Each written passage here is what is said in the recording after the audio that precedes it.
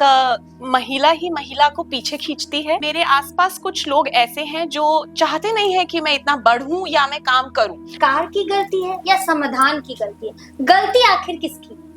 गलती सबकी है। मैं एक बात बताऊं, इसमें औरत की भी गलती है, इसमें आदमी की भी गलती है, इसमें गवर्नमेंट की भी गलती है, और कहे तो किसी की भी गलती नहीं है। डांस को आत्मा की लय मानने वाली सृष्टि जी, जिन्होंने हजारों स्टूडेंट्स को डांस से प्रेरित किया। डांस एक कला है, एक थेरेपी है, और साथ में अगर योगा का तड़का लगता है तो वाह जी वाह, क्या बात है। जी हाँ, आज जो स्पेशल पॉडकास्ट हम करने जा रहे हैं वो सृष्टि सिंह के साथ करने जा रहे हैं, जो एक वुमेन एम्पावरमेंट की एक प्रेरित है, एक स्तंभ है, और लाखों महिलाओं के लिए एक एग्जाम्पल है। चलिए पॉडकास्ट की खास शुरुआत करते हैं। कैसी है सृष्टि जी, और कैसा लग रहा है आपको आज इस पॉडकास्ट में? नमस्ते। मैं बहुत अच्छी हूँ और मुझे बहुत अच्छा लग रहा है यहाँ पर आकर, और thank you so much Shreya ji for inviting me and for taking this podcast. Ma'am, जो आपका जो जर्नी है वो डांस के साथ योगा, जब मैं आपके बारे में रिसर्च कर रही थी, R&D कर रही थी, तो मुझे काफी इंटरेस्टिंग आपका प्रोफाइल इसलिए लगा क्योंकि देखो, डांस को बोलते हैं एक थेरेपी, ठीक है, म्यूजिक भी एक थेरेपी है, और उसके साथ आप योगा भी कराती है नेशनली। तो वो काफी मतलब मिश्रण जो है ना, काफी दिलचस्प है। तो वो कैसे आया कि डांस के साथ मैं योगा को भी लेकर चलूं आगे?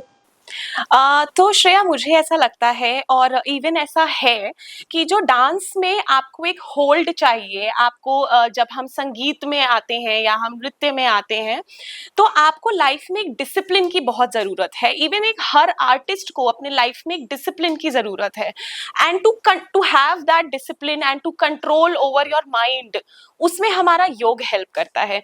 तो जब मैं डांस सिखाती हूँ या इवन जब मैं खुद की रिहर्सल्स करती हूँ, तो मुझे एक ब्रेथ पे कंट्रोल होना बहुत जरूरी है, मुझे अपने एक माइंड पे कंट्रोल होना बहुत जरूरी है। And yoga is all about controlling your breath, mind and your body and your soul. तो डांस और योगा मेरे लिए हैंड बाय हैंड है, साइड बाय साइड है, और वही मैं बच्चों को भी सिखाती हूँ। मैं सिर्फ डांस में मूवमेंट्स पे कभी भी फोकस नहीं करती हूँ, मैं हमेशा योगा को लेकर चलती हूँ, योग को, ब्रेथ वर्क को, अपने मूवमेंट्स को, कंट्रोल को, बॉडी को लेकर चलती हूँ। तो मैं बच्चों को एक ब्रेथ वर्क के साथ जब मूवमेंट्स आते हैं ना, तो उसकी ब्यूटी ही अलग हो जाती है। मैम, ये डांस का जो कीड़ा है वो बचपन से था आपको, या फिर एकदम से हुआ कि नहीं, सॉर्ट ऑफ एज हो गया 10-12 के बाद मैं डांस को मतलब लेकर चलूं आगे? अगर मैं कहूँ तो मेरे अंदर कोई भी किसी भी चीज का कीड़ा ना था और ना है। मैं हर एक चीज आज भी सीखती हूँ और मुझे लगता है कि मैं अभी भी कुछ भी नहीं हूँ।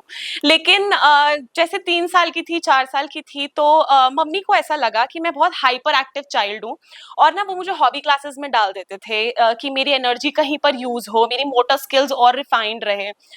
धीरे धीरे मम्मी ने मुझे हर एक चीज सिखाने की कोशिश करी, मुझे डांस में डाला, मुझे ड्राइंग्स में डाला, मुझे इवन मॉडलिंग तक करवाई, और मुझे किसी भी चीज में, मैं सच बोलूं, मुझे कभी भी इंटरेस्ट नहीं आया। ये एक मम्मी का मेरे शौक था कि वो एक चीज को फ्रेम में डालने में वो बिलीव करती हैं, हर एक चीज को परफेक्ट तरीके से वो पोर्ट्रे करना चाहती हैं। तो उनको ना कहीं उन्होंने अपने बचपन में, कॉलेज लाइफ में किसी को कथक करते हुए देखा था। तो जब वो दिल्ली आए, क्योंकि मेरी मम्मी दिल्ली बेस्ड नहीं थे, तो जब वो शादी करके दिल्ली आए, तो उनको ये था कि अगर उनकी कोई बेटी होगी ना, तो वो उसको कथक सिखाएंगे। तो उन्होंने न्यूज़पेपर में, तब उस टाइम पे न्यूज़पेपर्स में एड्स आते थे कि यहाँ पे ये चलता है, वहाँ पे वो चलता है। मेरे पैदा होने से पहले उन्होंने वो न्यूज़पेपर का कटिंग रखा हुआ था कि जब बच्ची, क्योंकि हमारे, जब हम कोई क्लासिकल डांस सीखते हैं तो हर एक चीज का ना एज क्राइटेरिया होता है, क्योंकि अगर आपको कोई इमोशन समझना है, कोई भाव समझना है, तो आप एज के थ्रू ही समझ सकते हैं। तो जो एज थी उसमें एनरोल करने की, वो 9 इयर्स थी, 9+ थी। तो 9 साल की जब मैं हुई, तो मम्मी मुझे, वो मंडी हाउस में कथक केंद्र है, नेशनल स्कूल ऑफ ड्रामा, तब कथक केंद्र के साथ बिल्डिंग शेयर करते थे। तो मम्मी मुझे लेके गई, और 3 साल से मैं क्योंकि ऐसे ही हॉबी क्लासेस में जाती थी, तो मुझे तो उस टाइम पे गाना आया था, यू आर माई सोनिया, कभी खुशी कभी गम का। तो मैं वो बहुत अच्छा करती थी, कह दो ना, कह दो ना। तो मम्मी मुझे इंटरव्यू पे लेके गई वहाँ पे कथक केंद्र में। मम्मी को मुझे कथक सिखाना था और जब मैं वहाँ गई तो मैं एकदम मस्त यू आर माय सोनिया पू बन के गई, वैसे कपड़े पहन के। मम्मी मम्मी को तो कपड़ों का और फैशन का सब चीज़ों का बहुत शौक था, तो मम्मी मुझे भी वैसे ही रखते थे। अब 9 साल के बच्चे को क्या पता क्या पहनना है, क्या करना है। तो मैं वहाँ गई अपना कैसेट लेकर और वहाँ पे ऑल ओवर इंडिया से बच्चे आए थे, इवन बाहर के भी बच्चे आए थे। मतलब मुझे ऐसा लगता है कि वहाँ पे 1000-2000 सच में बच्चे रहे होंगे, इतनी भीड़ थी वहाँ पे। और उसमें से सिर्फ टॉप 100 बच्चे सिलेक्ट होने थे। और जब मैं वहाँ गई तो मैं अपना अंदर एंट्री करी और तब मुझे मोटे-मोटे चश्मे लगे हुए थे और मैंने वहाँ एंट्री करा और वो मेरे कपड़े उन्होंने गुरुओं ने वहाँ जितने भी सब बैठे थे ऊपर से नीचे देखा और उन्होंने बोला हाँ बेटा क्या करोगे? तो मैंने अपना कैसेट दिया कि मुझे ये गाने पे डांस करना है और मेरा बस एक ही चीज़ उस टाइम पे भी ठीक थी कि मैं ढंग से जवाब दे लेती थी। तो मैंने कहा ये कैसेट का गाना चला दीजिए। अच्छा उन्होंने चलाया और वो गाना चला यू आर माय सो मैंने पूरा डांस वांस करा मस्त। उन्होंने देखा, उन्होंने बीच में रोका भी नहीं। हाँ, और उसके बाद उन्होंने मुझसे बस एक चीज़ पूछी तुम्हें चश्मा लगा है? और मैंने चश्मा लगा के ही डांस किया था। हाँ, मुझे चश्मा लगा है, मैंने जवाब दिया। तो मेरी जो गुरु थी गुरु गीतांजलि लाल और उन्होंने मुझसे ये क्वेश्चन करा कि तो जब तुम स्टेज पे परफॉर्म करोगी और अगर तुम्हें चश्मा उतार के परफॉर्म करना पड़ा तो तुम स्टेज से नीचे गिर जाओगी। तो मैंने तब उनको जवाब दिया कि मुझे चश्मा लगा है लेकिन मैं अंधी नहीं हूँ। बस एक मेरा वही जवाब था और मुझे अब फील होता है कि शायद ये रूड था लेकिन शायद उन्होंने वो कॉन्फिडेंस समझा। और जब और वहाँ पे मैं सच बताऊँ जो बच्चे थे ना वो ऑलरेडी घुंघरू-वुंघरू पहन के आए थे, एकदम सूट में, एकदम सब कुछ एकदम जैसे ट्रेंड बच्चे थे वहाँ पर।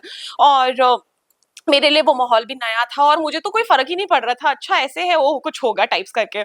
तो मैं जब वहाँ से आई मैंने अपनी मम्मी को बताया कि मैंने ऐसे करके जवाब दिया, तो मेरे मम्मी-पापा ने एक-दूसरे की शक्ल देखी गाड़ी में और सोचा कि यहाँ भी ऐसे ही बोल कर आई है करके।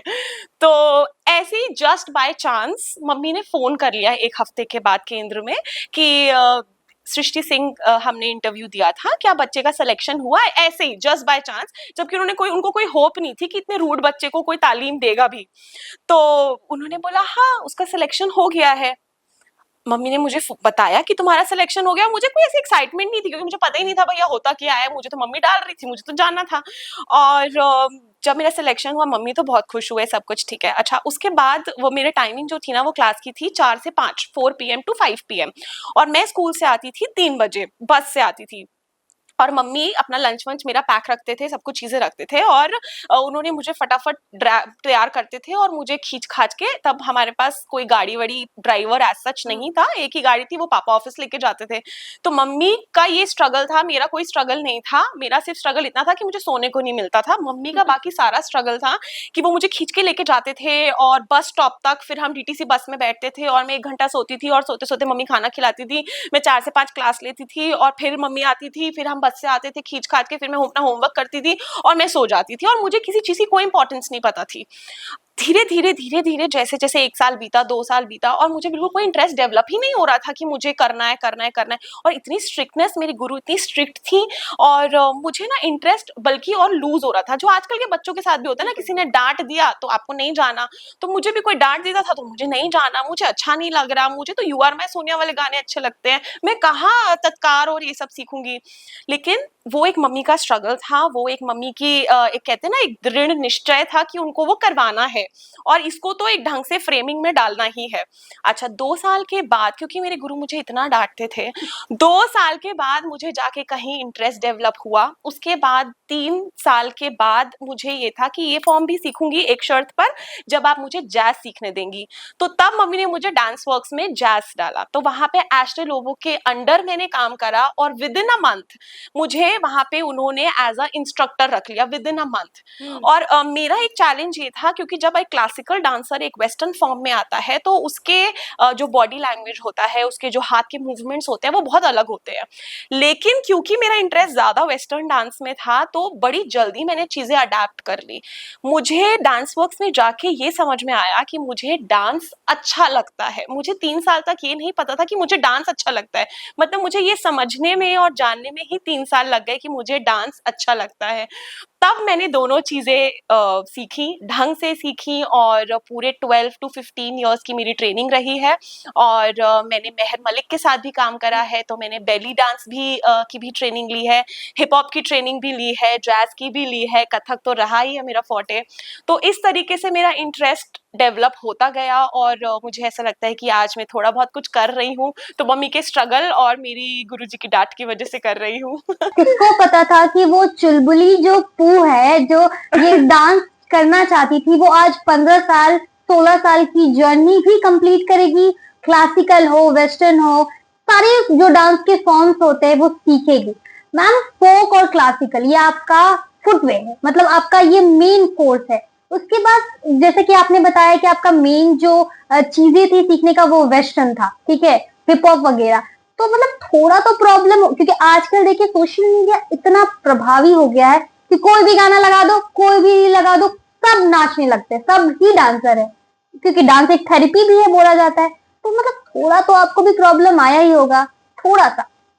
हाँ, मुझे प्रॉब्लम आई थी शुरुआत में। मुझे मैंने कहा ना 2-3 हफ्ते के लिए मुझे प्रॉब्लम लगी, तो तब भी वहाँ पे भी मेरे टीचर मुझे बहुत ज़्यादा डाँटते थे, बोलते थे अब के और उस टाइम में बहुत फ़र्क है। उस टाइम टीचर डाँट सकता था और वो डाँट इसलिए सकता था क्योंकि पेरेंट्स ने वो परमिशन दे रखी थी और उस दिन की डाँट आज हमारी लाइफ़ को एक बहुत अच्छे फ़ॉर्म में, एक फ्रेम में हम लोग मोल्डेड हैं। लेकिन आज के में ना ये डिफ़रेंस है कि हम बच्चे को कुछ बोल नहीं सकते। बच्चे को बोलने से पहले पेरेंट्स आके खड़े हो जाते हैं कि आपने मेरे बच्चे को बोल कैसे दिया। अगर हम भले ही प्यार से बोल रहे हैं कि बेटा राइट और लेफ्ट में ये डिफरेंस है, हम इतना भी आज के बच्चे को नहीं बता सकते। उस टाइम पे हमारा टीचर हमें हाथ पकड़ के बताता था कि ये राइट है और ये लेफ्ट है। तो जो टीचर का एक जो योगदान होता है ना, जो एक टीचर आपको सिखाता है, अगर आप उसको सीखो और अगर आप उसकी रिस्पेक्ट करो कि नहीं, ये टीचर हमारे भलाई के लिए हमें बता रहा है, इसका ये चीज बताना एक मेजर रोल होता है पेरेंट का। क्योंकि ऐसा नहीं है मैं मम्मी को नहीं बोलती थी, मैं जाके सब कुछ बताती थी अपने मम्मा को कि उन्होंने ऐसे बोला, उन्होंने ऐसे बोला। तो मेरी मम्मी ना सिर्फ एक चीज बोलती थी कि वो टीचर है, उनको तुमसे और मुझसे ज्यादा पता है। अगर तुम वो सुनोगे, समझोगे कि वो ऐसा क्यों है और उस पर अमल करोगे, तो डेफिनेटली वो तुम्हारे बेनिफिट के लिए है। कोई टीचर है, तुम्हें खा थोड़ी जाएंगे वो।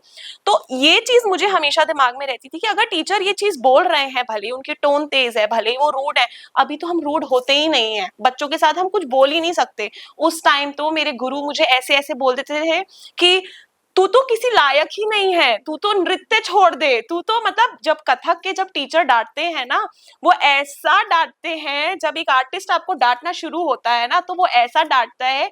मतलब मैं सच में एक इंसिडेंट बताऊं, बहुत ही एम्बैरेसिंग इंसिडेंट है। बट हम जब घुंघरू पहनते हैं अपने कथक में, अपने फोक डांसेस में, तो हम अपने घुंघरू की पूजा करते हैं। इट्स लाइक सरस्वती माँ के पैरों में हमारे घुंघरू रहते हैं।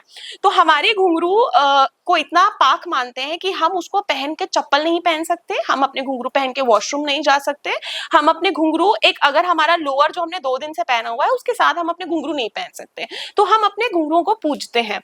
तो मेरा 3rd ईयर था कथक में फाउंडेशन कोर्स का और मेरी गुरुजी ना बहुत ज़्यादा ट्रैवलिंग करती थी और वो 2 हफ्ते के बाद एक क्लास में आई थी और वो हमारे पुराने टुकड़े और तिहाइयाँ सब हमें प्रैक्टिस करवा रहे थे और उन्होंने मुझे बड़ी अच्छा वो सिखाने का उनका जो तरीका होता था ना, क्योंकि मैं सबसे वीक स्टूडेंट थी। अच्छा। तो उनका जो सिखाने का तरीका होता था ना, जैसे जब वो अराल बनवाती थी तो वो बोलती थी कि ये हाथ को ऊपर लेके जाओ और तोड़ो और नीचे लेके आओ। अब ये सिंपल लैंग्वेज मुझे समझ नहीं आती थी, तो मुझे वो बेचारी इतने प्यार से समझाती थी कि नजर के सामने जिगर के पास, मतलब उन्होंने पूरा 1 घंटा लिया मुझे सिर्फ एक ये मूवमेंट सिखाने के लिए। और मैंने तो देखा है कि जो पहले के जो ये गुरु होते हैं, ये जो डांस वाले, ये काफी स्ट्रिक्ट भी होते हैं कि नहीं ये तुमको लय पकड़ना है, ये तुमको करना है, राइट टू लेफ्ट। उनकी जो बोलने की जो एक शैली भी होती है वो भी काफी कड़ी होती है, लेकिन बोलते हैं ना कड़ी कड़वा चीज ही बाद में आपके लिए बढ़िया होता है। राइट। और कड़वा तो छोड़ो श्रेया जी,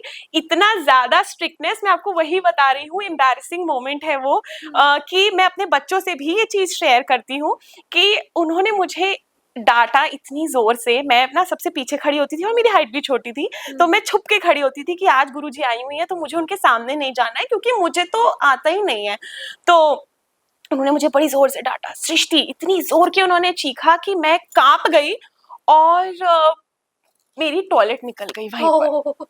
वो जो मेरा मोमेंट था ना, वो इतना एम्बैरेसिंग था वो मेरा, लेकिन टू बी ऑनेस्ट वो मेरे लाइफ का एक टर्निंग पॉइंट था। बिल्कुल लाइफ चेंजिंग। जब मैं वहां मम्मी के पास गई ना और मुझे लगा कि ये घुंघरू पहने हुए हैं मैंने और गुरुजी ने मुझे डांटा है और क्या कैसे, और क्योंकि तब मैं 12 या 13 इयर्स की थी, एक टीनेजर थी, और लेकिन वो लाइफ उसके बाद मम्मी ने मुझे बोला कि कोई बात नहीं, दिस इज अच्छा। अभी क्या होता है ना, अभी जब पेरेंट, मेरे साथ भी ऐसा हुआ है कि 2-3 बार क्लास में, अब तो हम जरा सा बोल देंगे ना, जैसे मेरी एक बच्ची का नाम है, मैंने बोल दिया XYZ, आराम से ही, मेरी तो टोन तेज भी नहीं होती है, तो वो बेचारी बच्ची डर जाती है। मेरे साथ भी क्लास में ऐसा इंसिडेंट हुआ है कि मैंने जो एज अ स्टूडेंट फेस करा है वो एज अ टीचर भी फेस करा है मैंने।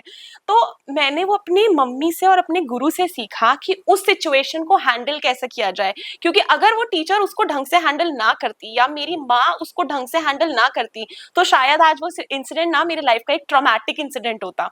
लेकिन आज वो इंसिडेंट मैं इतने ओपनली और इतने कंफर्टेबली इसलिए बता पा रही हूँ क्योंकि वो एक टर्निंग पॉइंट था, वो एक ये था कि अच्छा ठीक है, कोई बात नहीं, टीचर ने तुमको डांटा, कुछ नहीं होता, और अगर तुम्हें इतना डर लगा दैट्स ओके।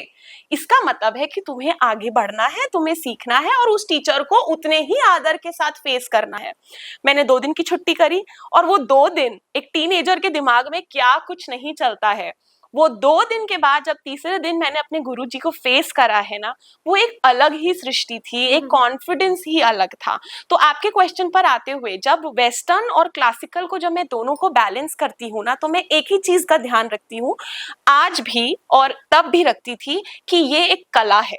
मुझे हर एक चीज में ना एक्सेल करना है, क्योंकि मुझे ये समझ में आ गया था कि मुझे डांस से, नृत्य से, इस कला से प्यार हो गया है। और जब आपको किसी से प्यार हो जाता है ना, तो आपको ये नहीं दिखता कि वो काला है या गोरा है, लंबा है या छोटा है। मुझे ये दिखता था कि ये कला है, चाहे वो वेस्टर्न है चाहे वो क्लासिकल है, मुझे परफेक्ट करना है। इसके लिए चाहे मुझे 100 बार अपने गुरु से डांट खानी पड़े, चाहे वो मेरा हाथ पकड़ के मुझे ऐसे झटक दे, लेकिन वो जो भी कर रहे हैं वो मेरी भलाई के लिए कर रहे हैं। और मैं उसको घर आके उतनी ही शिद्दत से प्रैक्टिस करती थी। उस टाइम तो सोशल मीडिया, कैमरा कुछ नहीं होता था। मुझे याद है DID का फर्स्ट सेशन आया था, फर्स्ट जो सीजन था वो आया था DID का, और सेकंड DID के ऑडिशन में मैं गई थी, मैं सेलेक्ट भी हो गई थी। लेकिन शायद मैं इतना एक्सेल करने लग गई थी कि टेरेंस लुइस ने मम्मी से स्पेशली पर्सनली बोला था कि इसको कभी डांस मत छुड़वाना। मेरी माँ ने, मैं टॉप 40 में सेलेक्ट हो गई थी और मेरी मम्मी ने मेरी कॉस्ट्यूम छुपा दी थी, ये सोचकर कि अगर ये मुंबई चली गई तो ये हाथ नहीं आएगी।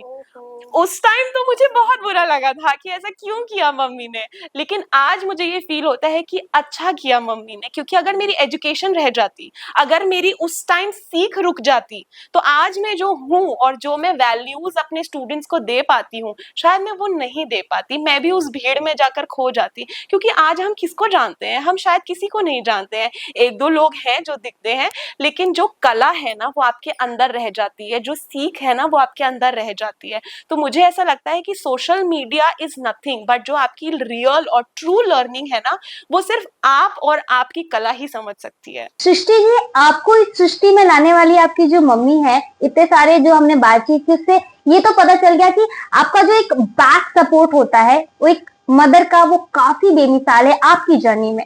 डांस टू स्पार्कल की फाउंडर आप है। ये 15 साल की जो जर्नी आपने कंप्लीट की है अपनी मम्मी के दम पर की है। अगर उस टाइम आपकी मम्मी ने ये आपको नहीं बताया होता या फिर ये चीजें आपके साथ नहीं की होती तो आज जो आपके स्टूडेंट्स हैं, ये आपने जो अभी हजारों हजारों स्टूडेंट्स को जो आप सिखा चुकी है वो शायद नहीं हो पाता। तो काफी सपोर्ट आपकी मदर का रहा है। तो ये जो डांस टू स्पार्कल जो फाउंडेशन है, इसके बारे में कुछ बताइए कि ये कैसे बना और कैसे एकदम से आया कि चलो डांस तो कर ही रही हूँ, लोगों को भी सिखाती हूँ। तो ऐसा नहीं है कि ये मेरी मम्मी के लिए बहुत आसान था। हाँ, ये है कि मेरे पीछे मेरी माँ खड़ी है, लेकिन मेरे माँ के पीछे कोई नहीं था। मेरी मम्मी की एक ये डेडिकेशन थी कि मैंने जो नहीं किया वो मेरी बेटी करे। मेरी मम्मी बताती हैं, ये बात मुझ तक कभी डायरेक्ट नहीं आई कि जब मेरी मम्मी मुझको लेकर जाती थी या डांस सिखाने के लिए या कहीं पे भी शोज के लिए या किसी भी चीज के लिए, तो पापा उनको कभी भी इस चीज के लिए अलाउ नहीं करते थे। 12th के बाद मैंने लॉयर बनने की एक इच्छा जाहिर करी थी कि मुझे लॉ करना है। तब भी मेरे बाबा ने, मेरे दादाजी ने ये कहा था कि तुम LLB कर तो लो, लेकिन तुम्हें कोर्ट जाके प्रैक्टिस नहीं करने देंगे क्योंकि तुम एक लड़की हो। ये चीज मुझे तो इतना नहीं समझ में आता था कि लड़का और लड़की में क्या डिफरेंस है, लेकिन ये मेरी माँ को सुनने में अच्छा नहीं लगता था कि लड़का और लड़की में क्या डिफरेंस है। जो चीज मैं नहीं कर सकती हूँ वो मेरी बेटी कर सकती है और मैं उसको करवाऊंगी। तो जब ये डांस वाला जब भी शोज होते थे या कुछ भी होता था ना, तो मेरे पापा हमेशा मना करते थे कि नहीं करवाना, ये वो ऐसे वैसे। लेकिन जैसे जैसे मैं बड़ी हुई, जैसे जैसे थोड़ा बहुत मैंने अगर अचीव करा, कुछ करा, मैं कहीं गई, एक दो लोगों ने कुछ कहा, तो मेरे पापा को ना तब फील होता था कि अच्छा इसमें कुछ तो बात है। या जब वो मुझे स्टेज पे देखते थे या अगर मैं अच्छा कर रही होती थी, तो मेरे पापा को ये लगता था नहीं ये अच्छा तो करती है। तब धीरे धीरे धीरे धीरे एक मम्मी को एक पॉजिटिव एक झंडी मिली कि अच्छा नहीं, आपकी मतलब हमारी बेटी कुछ कर रही है और अच्छा कर रही है। एवरेज स्टूडेंट थी और मुझे ऐसा लगता है कि एवरेज स्टूडेंट अपने लाइफ में जो कर लेता है ना, वो एक फ्रंट बेंचर कुछ नहीं कर बिल्कुल। पाता है। मतलब एक आर्टिस्ट हमेशा एवरेज ही रहता है और पढ़ाई में एकेडमिकली, लेकिन उसका दिमाग बहुत तेज होता है। तो मुझे आज भी पता है कि जो मैंने मैथ्स में जो भी पढ़ा है ना, वो मेरे आर्ट में और मेरे नृत्य में बहुत काम आता है। अगर मैं आज भी बच्चों को बताती हूँ ना कि कैसे किस एंगल में खड़ा होना है, तो मैं 45 डिग्री एंगल में खड़ा होना है, तो वहीं पे मेरी मैथ्स काम आती है। और आई थिंक उतना ही एक जरूरत है आपके डेली लाइफ में, उतनी ही नॉलेज, क्योंकि आपने सेकंड थर्ड में क्या पढ़ा है, कितने चैप्टर्स पढ़े हैं, वो आपको कहीं लाइफ में आगे काम नहीं आएगा। इसका मतलब ये नहीं है कि मैं बच्चों को ये कह रही हूँ कि तुम पढ़ाई मत करो। क्या पता हमारा पॉडकास्ट देखने के बाद सारी मम्मियां बोले या सारे बच्चे बोले कि नहीं भाई अब पढ़ाई लिखाई नहीं करना, हम इनकी बात सुनते अब डांस ही करेंगे। नहीं नहीं नहीं नहीं, आपको पढ़ाई भी करनी है और आपको अलर्ट भी रहना है, क्योंकि वो अलर्टनेस ही है जो आपके क्रिएटिविटी में भी काम आती है। तो awareness and alertness is very important. जो मदर का सपोर्ट आपकी जर्नी में साफ दिख रहा है, ये काफी स्ट्रॉन्ग आपका मदर का जो सपोर्ट है। अब देखिए आपने जो बात आप कह रही हैं सपोर्ट, 15-20 साल अगर हम बैक जाए तो उस समय जो मानसिकता थी ह्यूमंस के या फिर जो हमारे हिंदुस्तान का जो मानसिकता थी कि बेटी है वो घर से बाहर नहीं जाएगी, मतलब छोटे कपड़े नहीं पहनेगी, लड़कों से बात नहीं करेगी। लेकिन उस समय दमखम दिखाया आपकी मदर ने, आपको आगे भेजा और उनके बदौलत ही आज आप डांस टू स्पार्कल जैसे फाउंडेशन डांस एकेडमी जो आपके नोएडा में भी है और ग्रेटर नोएडा में है, उसको अच्छे से रन कर रही है। साथ ही आप अपना जो कला है उसको आगे भी प्रसारित कर रही। तो एक तो पता चला कि मदर का सपोर्ट काफी स्ट्रांग है। अगर मैं बात करूं लाइफ पार्टनर, जैसे कि आप शादीशुदा भी हैं, तो देखिए हमने बहुत स्ट्रॉन्ग R&D किया है आपके बारे में तो और अभी हाल ही में ही शादी हुई है, तो मतलब हस्बैंड का सपोर्ट कैसा रहा? क्योंकि कभी कभी होता है ना कि चलो मम्मी पापा तो होते हैं कि खून के रिश्ते होते हैं, पर जो हस्बैंड आ जाता है ना वही दिक्कत करता है। वो बोलता है ना जी क्या नाचोगी, ये वर्ड बोलते हैं लोग, डांस नहीं क्या नाचोगी, क्या करोगी, अपने चीज को क्या फॉलो करोगी। तो हस्बैंड का सपोर्ट कैसा रहता है वो काफी दिलचस्पी है जानना। तो हाँ, मेरे हस्बैंड का सपोर्ट रहा है। तो मैं अपने पर्सनल लाइफ में जिस वक्त मेरी अपने हस्बैंड शुभेंद्र जी से बात शुरू हुई, अच्छा मैं जी नहीं लगाती हूँ तो मैं शुभेंद्र ही करके बोलूंगी। तो जब मेरी शुभेंद्र से बात स्टार्ट हुई, तब मैं अपने किसी एक लाइफ के ऐसे फेज में थी जहाँ पे मुझे एक दोस्त की बहुत ज्यादा जरूरत थी। और मैं हमेशा से अपने काम में और अपने लर्निंग में इतनी हमेशा से इतनी उलझी रहती हूँ या अपने आप को इतना बिजी रखती हूँ कि मेरे पास एज सच कोई फ्रेंड नहीं था कि मैं वो प्रॉब्लम्स शेयर कर सकूं। और कुछ चीजें होती हैं, कभी कभी कुछ चीजें ऐसी होती हैं जो आप अपने पेरेंट्स से भी नहीं शेयर कर सकते। तो क्योंकि आप जिस दर्द में होते हो या पेन में होते हो, तो आप नहीं चाहते कि वो पेरेंट्स, क्योंकि आपके पेरेंट्स को आप बताओगे तो वो ज्यादा दर्द में आएंगे। तो उस टाइम पे पता नहीं कैसे मेरी एक सोशल मीडिया पे शुभेन से बात होनी शुरू हुई, जबकि हम दोनों एक साथ एक ही कॉलेज में थे। मैं पोस्ट ग्रेड्स में थी और वो ग्रेजुएशन कर रहे थे उस टाइम। और मेरी उनसे बात शुरू हुई, बस ऐसे ही नॉर्मल हाय हेलो ये वो। अच्छा, हमें ये पता चला कि वो भी राजपूत हैं और मैं भी राजपूत हूँ, तो हम सेम कास्ट से हैं। मैम देखिए अब जो है ना किताबी भाषा काफी कम हो गई है। पहले में ये थोड़ा प्रचलन था कि हाँ रट्टा मारो और एग्जाम्स पास करो। अब क्या हो गया है कि डिग्री विग्री धरी की धरी रहती है, धूल चाटती रहती है। स्किल्स को जितना डेवलप करो, वो कोई भी क्षेत्र हो, मतलब डांस की अगर बात करूं, कला की ही बात करूं, तो स्किल्स जितना आपके डेवलप होंगे, जितने शार्पन होंगे, उतना बेहतरीन आप लिख लो। अभी जो हिंदुस्तान में जो इंडिया में स्थिति है, पहले की जैसे मैंने अभी क्वेश्चन किया था कि आपकी मदर काफी सपोर्ट है। अगर एक महिला को आगे पुश करती है तो बहुत अच्छा होता है। लेकिन आज की जो स्थिति है महिलाएं ही महिलाएं की दुश्मन हो जाती है। एक महिला घर की जो होता है ना, घर का भेदी लंका ढाए, ज्यादातर विभीषण से ज्यादा महिलाएं होती है। तो इसके बारे में क्या आपकी सोच रहेगी, क्योंकि वुमेन एम्पावरमेंट को आप एक शोकेस देती, एक डांस से, एक कला से, और जो जर्नी है आपकी वो काफी दिलचस्पी है, काफी इंटरेस्टिंग है। तो ये सवाल मतलब काफी इंटरेस्टिंग रहेगा मेरे ऊपर। बिल्कुल श्रेया, आपने बिल्कुल ठीक कहा कि एक महिला ही महिला को पीछे खींचती है बिल्कुल। और एक महिला ही महिला को आगे करती है। मैं जब मम्मी से ये क्वेश्चन करती हूँ ना, मैं ये क्वेश्चन मेरे भी दिमाग में आता है, क्योंकि मेरी पर्सनल लाइफ में मैंने कई बार ऐसा फेस किया है। अब मैं ज़्यादा करने लगी हूँ कि अगर मैं कोई काम कर रही हूँ तो मेरे आसपास कुछ लोग ऐसे हैं जो चाहते नहीं है कि मैं इतना बढ़ूँ या मैं काम करूँ। उनको लगता है कि मुझे अब मेरी शादी हो गई है, एक टैबू है, तो मुझे अपने घर पे ध्यान देना चाहिए। तो मैं बता दूं कि मैं अपना घर भी बहुत अच्छे से संभाल रही हूँ, मैं अपना काम पे भी पूरा फोकस है मेरा, और इवन मैं बढ़ ही रही हूँ। तो मेरे लिए अगर कुछ मैटर करता है तो वो ये मैटर करता है कि मेरे हस्बैंड मुझसे खुश है, मैं सब चीजें बैलेंस कर पा रही हूँ, और अगर नहीं भी है तो वो मुझे चीजें बता देते हैं कि ये चीजें ठीक नहीं है। तो देखिए, आजकल का जो टाइम है वो ये इसलिए है क्योंकि महिलाओं की कंडीशनिंग ऐसी रही है कि उनको ऐसा लगता है कि हम ये नहीं कर सकते तो ये कैसे कर सकती है। इसीलिए वो चाहते हैं कि हम तो कुछ कर नहीं पा रहे हैं तो उसको भी नीचे खींचो। लेकिन मुझे ऐसा लगता है कि अगर आप सामने वाले को सपोर्ट करेंगे ना, तो कहीं ना कहीं अगर सामने वाला ये चीज समझ रहा है कि आप उसको सपोर्ट कर रहे हैं, तो वो आपको भी साथ लेकर ही बढ़ेगा। क्योंकि एक इंसान जो बढ़ रहा है वो अकेले नहीं बढ़ता है, कभी भी आपके साथ काफी लोग बढ़ते हैं और आप सबको लेके साथ में बढ़ते हैं। क्योंकि अगर आज मैं कुछ हूं तो मैं अपनी माँ की वजह से हूँ, अपने पिता की वजह से हूँ। इवन मेरा भाई बहुत सपोर्टिव है मेरे लिए। मतलब दुनिया का मुझे नहीं पता कि ऐसे भाई होते हैं कि नहीं होते हैं। मेरा भाई ने मेरा फर्स्ट वीडियोग्राफर, फोटोग्राफर, मेरा फर्स्ट एवरीथिंग जो चीजें होती है ना हैंडल करने वाली, मेरा भाई रहा है। तो मेरी फैमिली तो बहुत सपोर्टिव रही है। Now my husband. तो मुझे ऐसा लगता है कि अगर और भी लोग अगर ये बात को समझें, और इवन इन जनरल भी अगर कोई लड़की कुछ कर रही है, कोई औरत कुछ कर रही है, और अगर हम ये चीज समझें कि वो ये चीज कर रही है तो वो उसकी मेहनत है, वो उसका टैलेंट है। और देखिए, टैलेंट ना गॉड गिफ्टेड होता है। आपको ऐसे ही नहीं कि आपने 2 चम्मच खाया और वो आपके अंदर आ गया, नहीं। वो उस जगह तक पहुंचने के लिए आपकी एक मेहनत होती है। तो अगर किसी का बेटा उतनी मेहनत कर रहा है तो किसी की बेटी भी उतनी ही मेहनत कर रही है। तो मुझे ऐसा लगता है कि अगर आप उस बेटी को भी सपोर्ट करेंगे ना, तो वो आपको समझेगी, आपके साथ रहेगी, और डेफिनेटली वो आपको भी उतना ही पूजेगी और ऊपर लेके चलेगी। और इवन ये दोस्तों में भी होता है कि अगर कोई लड़की कुछ नहीं कर पा रही है तो वो अपनी दोस्त को कहेगी, अरे छोड़ ना यार, तू ये क्या कर रही है।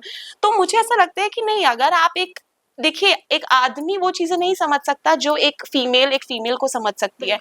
एक पॉजिटिविटी की जरूरत है, एक सोच की जरूरत है, और ये एक से नहीं होगा, ये एक्चुअली काफी लोगों के ग्रुप से होगा।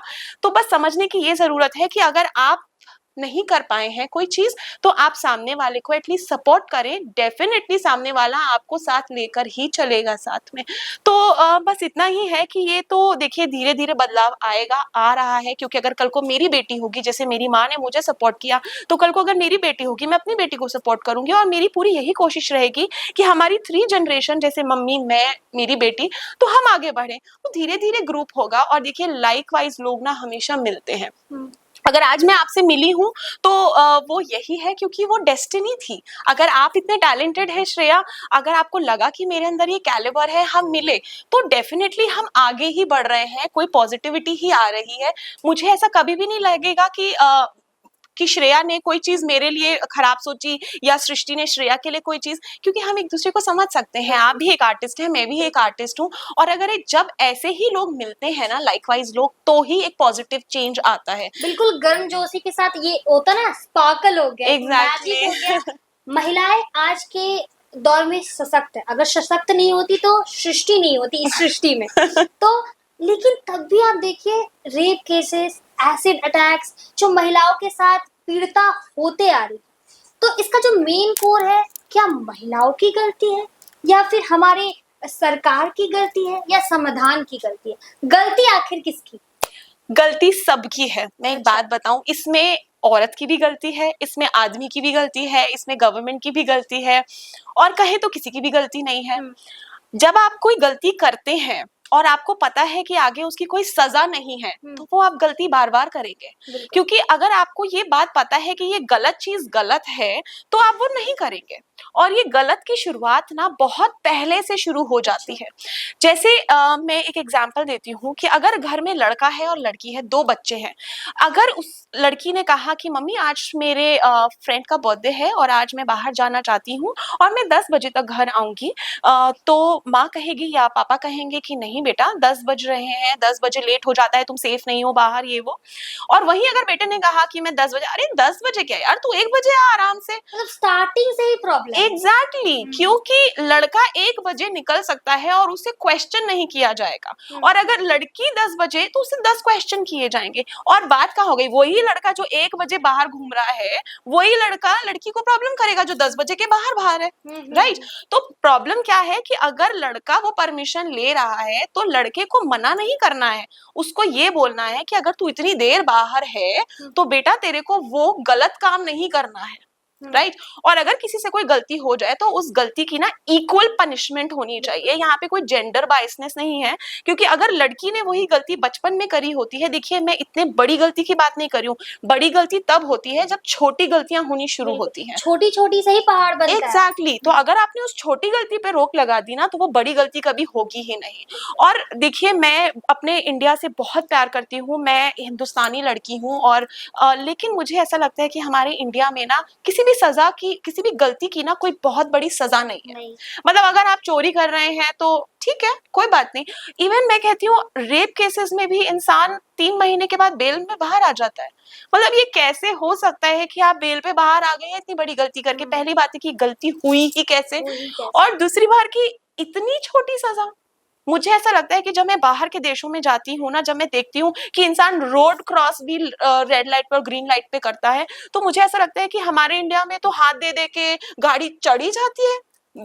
एक्सीडेंट्स कैसे हो जाते हैं भाई, किसी को किसी की वैल्यू ही नहीं है, ना सिंपैथी है ना एम्पैथी है, कुछ नहीं है। तो मुझे ऐसा लगता है कि जब इंसान के अंदर वो डर आ जाएगा ना कि मैं ये गलती करूंगा तो मुझे इसकी बड़ी सजा मिलेगी, उस दिन सारे केसेस बंद हो जाएंगे। वो डर होना, इवन वो शुरू से ही पहले तो डर बिठा दिया जाए कि आप गलत नहीं करेंगे, और दूसरा कि अगर कोई ऐसा कर रहा है तो उसकी सजा ऐसी होनी चाहिए कि वो इंसान जिंदा ना रहे। बिल्कुल। तो ये जो आपका डांस टू स्पार्कल का जर्नी है, तो व्यूवर्स को क्या कहना चाहेंगे कि कैसे लोग मतलब और नए डांसर्स पैदा हो और आए, और जो अपनी कला है ना, अपनी एक्टिविटी को है ना, लोग फैमिली के चक्कर में, इन लॉज के चक्कर में दबा रहे अपने ड्रीम्स को, जैसे आपने अपने ड्रीम्स को पूरा किया, तो एक व्यूवर्स के लिए क्या संदेश रहेगा छोटा सा कि अपने ड्रीम्स को मारो मत? देखिए अब पहले के टाइम में और अब के टाइम में ना थोड़ा सा ये फर्क है कि पहले हमें ये नहीं पता होता था कि हमें करना क्या है अपने लाइफ में, हम अपने पेरेंट्स के अकॉर्डिंग चलते थे। अब क्या होता है कि पेरेंट्स अपने बच्चे को अपने अकॉर्डिंग चलवाना चाहता है कि मैंने ये नहीं करा, तुझे करना ही पड़ेगा। मेरे साथ ये था कि आप एक्सप्लोर करो। अगर मैं नृत्य में नहीं भी होती ना, मैंने कहा ना मेरी मम्मी ने मुझे सिंगिंग में भी डाला, डांस में भी डाला, मॉडलिंग भी करवाई, ड्राइंग भी करवाई। अगर उनको दिखता कि मेरा इंटरेस्ट इस फील्ड में है तो शायद वो डांस ना करवा के कोई और चीज मुझे करवा रही होती।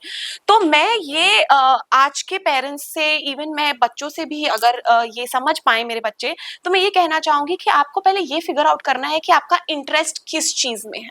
अब वो इंटरेस्ट कैसे फिगर आउट करना है, जब आप वो काम कर रहे हैं तो आपको अंदर से प्रेशर फील नहीं हो रहा है, आपको अच्छा लग रहा है वो काम करते हुए। जैसे मेरे कितने सारे स्टूडेंट्स हैं जो बहुत अच्छी ड्राइंग बनाते हैं, बहुत अच्छी कलरिंग करते हैं, तो मैं कभी भी ये बच्चों को नहीं कहती कि बेटा तुम मेरे क्लास में आओ।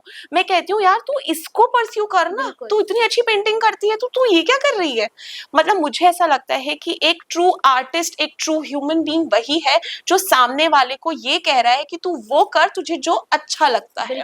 तो मैं यही पेरेंट्स से भी कहना चाहूंगी, अपने व्यूअर्स से भी कहना चाहूंगी कि फर्स्ट आप पहले अपने बच्चे का इंटरेस्ट जाने, और बच्चे को ना 4 चीजों में ऑल ऑफ अ सडन ना डालें। अगर आप 2 महीने डांस क्लासेस करवा रहे हैं तो आप 2 महीने ड्राइंग में डालिए, फिर 2 महीने मतलब आप स्विच करवाते रहिए। उसके बाद आप उससे पूछिए कि उसको इंटरेस्ट किस चीज में है, क्योंकि अगर आपने दबाव में उसको सिंगिंग क्लास में डाल दिया और वो नहीं गा पा रहा है तो उसको उस चीज से नफरत हो जाएगी, आगे जाके वो ना इधर का रहेगा ना उधर का बिल्कुल। रहेगा। तो मुझे वही लगता है कि first you need to know your interest, your passion. And देखिए पैशन तो बहुत बाद में जाके समझ में आता है, लेकिन इंटरेस्ट जानना बहुत जरूरी है। भारत आत्मनिर्भर हो रहा है, महिलाएं सशक्त हो रही, बस जरूरी है अपनी सोच को बदलना। परिवर्तन जीवन का बहुत बड़ा एक सीख है, एक उद्देश्य है। जितना अच्छा सोचिएगा उतना अच्छा लोग आपको मिलेंगे आपके जीवन में और अच्छी बातें होंगी। सृष्टि सिंह जो आज हमारे पॉडकास्ट में आपने सुनी, जी उनकी जो लाइफ जर्नी थी वो काबिले तारीफ है, काफी इंटरेस्टिंग है। तो उनकी बातों से हमें बस यही सीख मिली है कि अपने ड्रीम को चेज करो, अपने ड्रीम्स को कभी भी फुलफिल करो और कभी भी उसको मारने की कोशिश मत करो, उसको जगाने की कोशिश करो। और अगर कंपैरिजन लड़की और लड़के में किया जाए तो जो सोच है वो बदलने की जरूरत है, और इसके पीछे का जो कारण है वो माता पिता है। माता पिता को अपने लड़की को भी सपोर्ट करना चाहिए और अपने लड़के को भी सपोर्ट करना चाहिए। अगर आपको पॉडकास्ट अच्छा लगा तो वीडियो को लाइक, शेयर एंड सब्सक्राइब करना ना भूलें। धन्यवाद। सब्सक्राइब करें हमारे YouTube चैनल समाचार 24+ को और लेटेस्ट अपडेट के लिए बेल आइकन पर क्लिक करें।